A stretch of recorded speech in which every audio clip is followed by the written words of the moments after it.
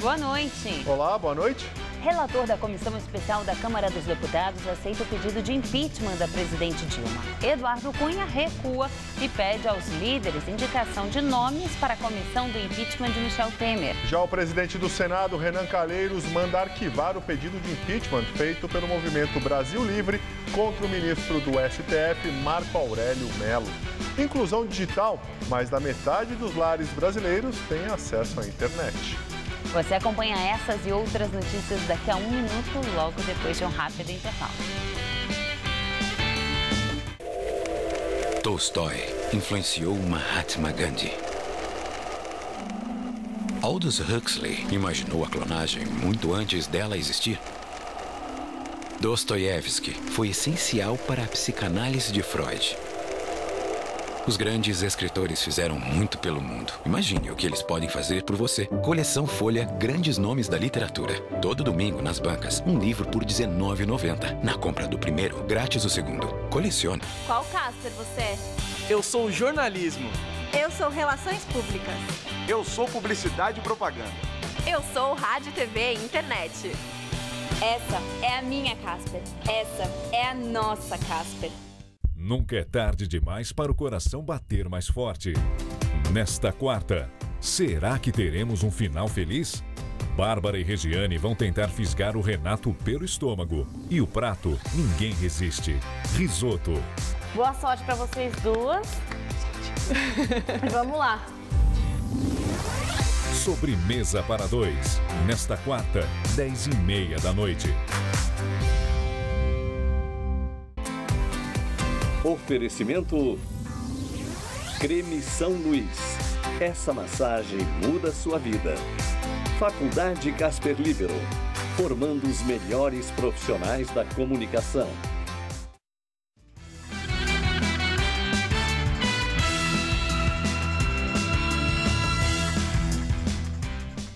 Relator da Comissão Especial do Impeachment na Câmara dos Deputados aceita a acusação para afastar a presidente Dilma Rousseff. A leitura do texto demorou mais de 6 horas. O parecer deve ser votado na semana que vem e depois segue para definição no plenário. O início da sessão foi tumultuado. A confusão começou quando um advogado pediu a palavra para defender Dilma. A oposição reagiu. Ela quer postergar para que dê tempo do Lula comprar mais voto aqui dentro dessa casa. O presidente da comissão, deputado Rogério Rosso, do PSD, negou a palavra ao advogado. Deputados da base governista protestaram. É mais uma nulidade, é mais uma vulneração à Constituição. Ao iniciar a leitura do seu voto, o relator, deputado Jovair Arantes, do PTB, disse que fez um trabalho técnico. Alguns me chamaram de herói, outros vão me chamar de vilão e golpista. Esses rótulos, contudo, não me preocupam. O meu maior cuidado foi o de realizar um trabalho imparcial, com a consciência tranquila, e em respeito ao povo de Goiás e do Brasil. Jovair Arantes afirmou que a denúncia apresentada pelos juristas Hélio Bicudo e Miguel Reale Júnior e pela advogada Janaína Pascoal preenche todas as condições jurídicas e políticas para ser aceita. A conduta da presidente da República aparenta ter violado valores fundamentais do nosso Estado democrático de direito. A exemplo do controle parlamentar, dos gastos públicos, da separação dos poderes, do equilíbrio das finanças do Estado, da condução proba, transparente e eficiente da política orçamentária e fiscal, entre outros valores políticos e administrativos de finanças públicas contido na Constituição Federal, o que, ao menos nesse juízo preliminar, revela gravidade suficiente e apta a autorizar a instauração desse processo. O relator destacou que o processo de impeachment não é golpe de Estado. Na exata medida em que ele objetiva preservar os valores éticos, jurídicos e político-administrativos consagrados na Constituição Federal. Segundo o deputado, a pedalada fiscal foi um engenhoso mecanismo de ocultação da verdadeira situação nas contas públicas. E contribui para uma crise fiscal sem precedentes no país. O relator afirmou que o Poder Legislativo não permitirá a usurpação de sua função mais importante, que é o controle político das finanças públicas. O relatório deve ser votado pela comissão de 65 deputados na semana que vem e depois segue para o plenário. E é sempre bom lembrar, a Câmara dos Deputados somente autoriza o julgamento do pedido de impeachment que ocorre no Senado. E para isso são necessários os votos de 342 deputados, ou seja, 2/3 do total. Em nota, o ministro da Secretaria de Governo, Ricardo Berzolini, diz que o parecer do relator deixa claro que não há crime de responsabilidade para justificar o impeachment da presidente Dilma Rousseff. Berzolini afirma que, na ânsia de demonstrar no relatório algo que fundamente a conclusão do voto, o relator confirma a defesa do ministro da AGU, José Eduardo Cardoso. Por fim, o ministro diz que confia que a maioria dos deputados fará justiça. Vamos agora ao comentário de Josias de Souza, direto de Brasília. A tramitação do pedido de impeachment tornou-se um pesadelo do qual Dilma Rousseff não consegue acordar. Hoje, cumpriu-se mais uma etapa desse pesadelo. Veio à luz o parecer do relator Jovair Arantes. O documento é favorável ao prosseguimento do processo de impeachment contra Dilma Rousseff. Jovair Arantes integra a infantaria de Eduardo Cunha, que gerencia o inferno de Dilma. Estima-se que este parecer contrário aos interesses da presidente será aprovado na comissão quando for a voto, provavelmente na próxima segunda-feira. Da comissão, o parecer irá para o plenário da Câmara. Se tudo correr como planejado por Eduardo Cunha, este pedido de impeachment deve ser apreciado em plenário até o dia 17 de abril, um domingo. O governo opera para tentar retardar este calendário, uma evidência de que Dilma Rousseff ainda não tem os votos de que necessita para barrar o impeachment. Mas a presidente não está morta.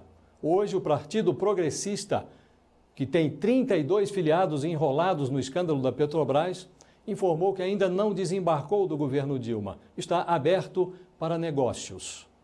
Ainda que consiga salvar o mandato, Dilma Rousseff já não conseguirá realizar os seus sonhos. Ela agora luta apenas para evitar a realização dos seus pesadelos. Boa noite. Em cerimônia militar, a presidente Dilma Rousseff evitou se manifestar sobre a crise política. Na Bahia, Dilma participou da entrega de um novo navio da Marinha. Ela fez um discurso curto em que falou sobre a embarcação que vai operar em áreas oceânicas e na proteção de plataformas marítimas de petróleo. Apenas ao se despedir, ela mencionou a manifestação a favor de seu governo, que ocorria do lado de fora. Queria agradecer a todos os manifestantes que se colocam aqui debaixo de chuva, defendendo a nossa democracia e defendendo a institucionalidade do nosso país. Dilma não falou sobre o impeachment e a oposição como nos últimos eventos. O governador da Bahia, Rui Costa, do PT, também agradeceu a manifestação. A democracia, ela não fica de pé se a Constituição não for respeitada e se o voto do cidadão não for respeitado. Panama Papers, a Polícia Federal da Suíça realizou buscas na sede da UEFA, a federação que controla o futebol europeu. O nome de Gianni Infantino, atual presidente da FIFA e ex-secretário-geral da UEFA, apareceu nos documentos vazados. E o primeiro-ministro da Islândia, que havia desistido da renúncia anunciada ontem, realmente sairá do cargo. O ministro da Pesca e Agricultura foi nomeado como novo chefe do governo. Ele convocou eleições legislativas antecipadas. De acordo com os documentos vazados, o primeiro-ministro Sigmundur Gunnlaugsson e sua mulher criaram uma empresa offshore nas Ilhas Virgens Britânicas com a ajuda do escritório panamenho Mossack Fonseca. Na segunda-feira, houve protestos em frente ao parlamento para exigir a renúncia dele. Na Suíça, a suspeita é que o ex-secretário-geral da UEFA, Gianni Infantino, teria participado em contratos pagos em paraísos fiscais. O uruguaio Juan Pedro Damiani, presidente do Peñarol, deixou o Comitê de Ética da FIFA. Seu nome também aparece nos documentos do escritório panamenho. O ministro das Finanças da França declarou que o Panamá voltará a ser incluído na lista de paraísos fiscais. Há 4 anos, os dois países fecharam um acordo sobre o combate à evasão fiscal e o Panamá foi retirado da lista. A França também pretende pedir à Organização para a Cooperação do Desenvolvimento Econômico, a OCDE, que volte a classificar o Panamá como paraíso fiscal. Na última classificação feita pela Comissão Europeia em junho de 2015, o Panamá ainda aparece como um dos 30 paraísos fiscais do mundo. Na China, 8 antigos e atuais membros da cúpula dirigente do país têm parentes que são proprietários de companhias offshore secretas. Entre os brasileiros citados constam 2 contadores que fizeram delação premiada na Operação Lava Jato. Eles estariam ligados ao empresário Carlos Alberto de Oliveira Andrade, dono da rede de concessionárias Caoa e da montadora Hyundai no Brasil. Ainda não foi esclarecido se as offshores foram declaradas no Brasil. Imagina você fazer uma compra pela internet, pagar uma taxa pelo frete e não receber o produto em casa. Esta é a realidade de moradores de Diadema, na Grande São Paulo. E o motivo para que isso não aconteça é preocupante. Por causa da violência na região, os Correios suspenderam as entregas. Assim, as pessoas precisam ir até as agências para buscar as encomendas. Esse homem, que prefere não mostrar o rosto, trabalha nos Correios. Com um furgão, entrega encomendas de pessoas que compraram pela internet.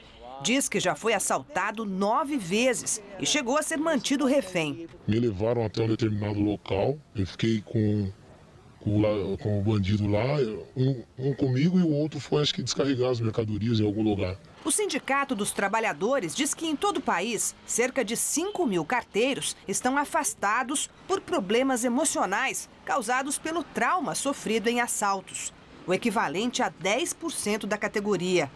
A empresa de Correios não informa a quantidade de roubos, mas o sindicato estima em 10 por dia, em média, na Grande São Paulo. Em várias áreas da capital e de cidades da região metropolitana, o risco de assalto é considerado tão alto que os Correios suspenderam oficialmente as entregas. E aí é o morador que tem de vir até um centro de distribuição como este para buscar a encomenda, mesmo tendo pago o frete para receber em casa. É o caso de Vanessa, que mora em uma das chamadas zonas de restrição.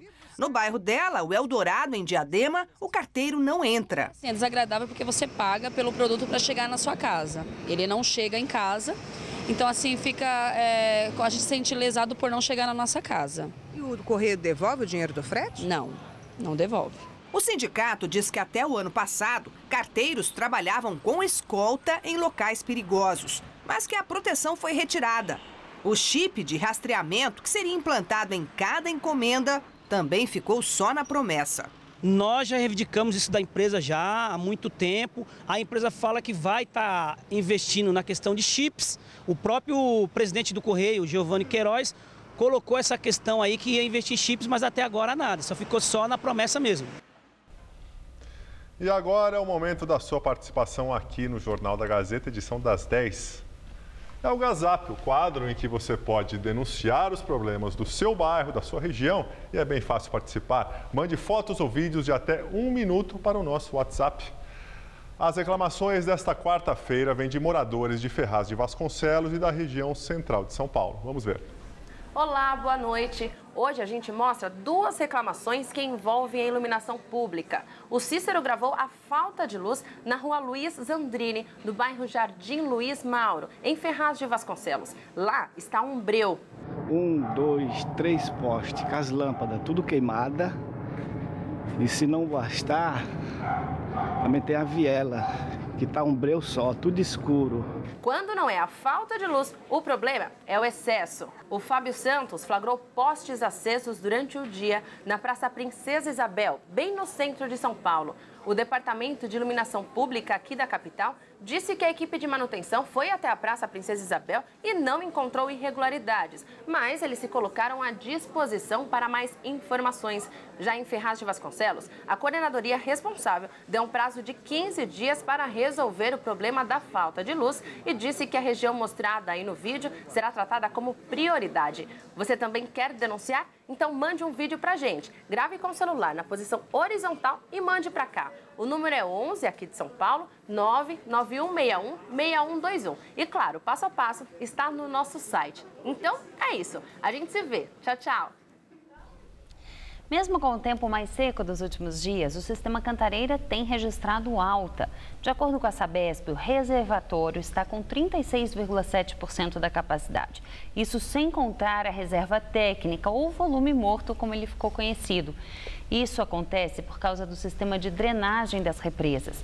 Em compensação, o ar está bem seco na região metropolitana, o que aumenta a concentração de ozônio. Vamos ver como fica o tempo amanhã.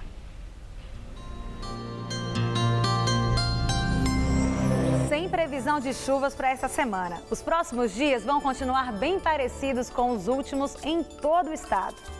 Isso por causa da grande massa de ar seco que está estagnada sobre o país, inclusive aqui sobre o sudeste, afastando qualquer chance de chuva e mantendo o tempo bem ensolarado. No interior paulista, a umidade relativa do ar continua em queda, por isso a dica é se hidratar bastante e usar roupas mais leves. As temperaturas ainda ficam altíssimas. A máxima vai chegar aos 36 graus em Araçatuba e aos 37 em Votuporanga. No norte do estado vai fazer até 30 graus em Franca, 34 em Barretos e 35 graus em São José do Rio Preto. E aqui na capital, segundo os meteorologistas, vamos seguir sem chuvas nos próximos dias e só na semana que vem que deve voltar a chover por aqui. Vamos ver as temperaturas? Nessa madrugada, mínima de 19 e máxima à tarde de 31 graus. Na sexta-feira esquenta mais, máxima de 32. E esse calorão continua no final de semana. No sábado, tempo firme e ensolarado, com máxima prevista na casa dos 32 graus também. Ato de estudantes secundaristas tem confusão com a polícia militar no centro de São Paulo. E agora à noite, os manifestantes chegaram a bloquear parcialmente a Avenida Paulista no sentido Consolação. O protesto pedia a abertura de uma CPI para investigar o escândalo de desvio de recursos da merenda escolar no estado. O ato começou à tarde no centro de São Paulo. Um grupo de cerca de 50 estudantes se concentrou em frente à sede da Secretaria Estadual da Educação na Praça da República. Eles levaram faixas contra o governo estadual. Quando caminhavam pela Avenida Rio Branco, próximo à Avenida São João, os manifestantes foram contidos por policiais que atiraram bombas de efeito moral e gás lacrimogêneo. Pelo menos um menor de idade foi apreendido. Além de uma CPI para investigar a máfia da merenda, os jovens pediam autonomia de organização dos grêmios estudantis. Depois de ser contido pela PM, o grupo se reuniu nas imediações do Shopping Light, também no centro da cidade, de onde partiu para a Avenida Paulista. O vice-presidente da República, Michel Temer, do PMDB, disse que ficou extremamente espantado e surpreso com a decisão do ministro Marco Aurélio Mello, do Supremo Tribunal Federal, de determinar que a Câmara dos Deputados dê andamento a um pedido de impeachment contra ele, baseado em decretos assinados enquanto ele esteve interinamente na presidência. O vice-presidente, no exercício interino da presidência da República, assinou 4 decretos dentro da lei orçamentária. Não houve nenhuma espécie, digamos assim, de pedalar, né? E por isso que eu confesso que me surpreendi enormemente com a liminar dada pelo ministro Marco Aurélio, já que, no geral, ele se comporta em obediência absoluta à ordem jurídica e não à desordem jurídica. Michel Temer falou também sobre a proposta de antecipação de eleições presidenciais ou gerais para outubro deste ano e ressaltou que, diante da crise política, é necessário preservar as instituições e não buscar um novo jeitinho não previsto na legislação. Eu acho que a Constituição tem um estatuto já definido, né? Então, evidentemente, se um dia houver a proposta de eleições gerais no seu sentido próprio, né? E isso for aprovado, sabe que eu sou um obediente à ordem jurídica. Bom, o pedido de impeachment é o que não falta. O presidente do Senado, Renan Calheiros, mandou arquivar o pedido de impeachment feito pelo Movimento Brasil Livre contra o ministro do STF, Marco Aurélio Mello. O grupo dizia que o ministro ignorou a separação de poderes ao determinar a abertura de processo de impeachment do vice-presidente da República, Michel Temer, do PMDB. Bom, para rejeitar o pedido de afastamento do MBL, Renan alegou que não existia justa causa na denúncia contra o ministro. Já Marco Aurélio Melo disse que não é um semideus e que suas decisões podem ser questionadas. E agora vamos ao comentário de política com Bob Fernandes. Pilotado por Eduardo Cunha, aprovado o parecer do relator Jovair Arantes pelo impeachment da presidente Dilma.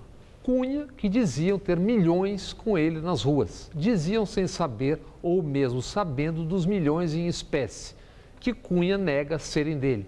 É óbvia a falência geral do sistema político. Como não existe vácuo no poder, assistimos à judicialização suprema com consequências. Desde que criticou e reformou atos do juiz Moro, o ministro Zavascki tem sido alvo de difamação e ofensas graves nas redes sociais e em cartazes dos acampados na Fiesp, aqui ao lado.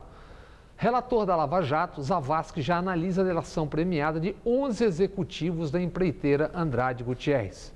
Gilmar Mendes diz que, mesmo já sendo réu, Eduardo Cunha pode assumir a presidência da República se caírem Dilma e Temer.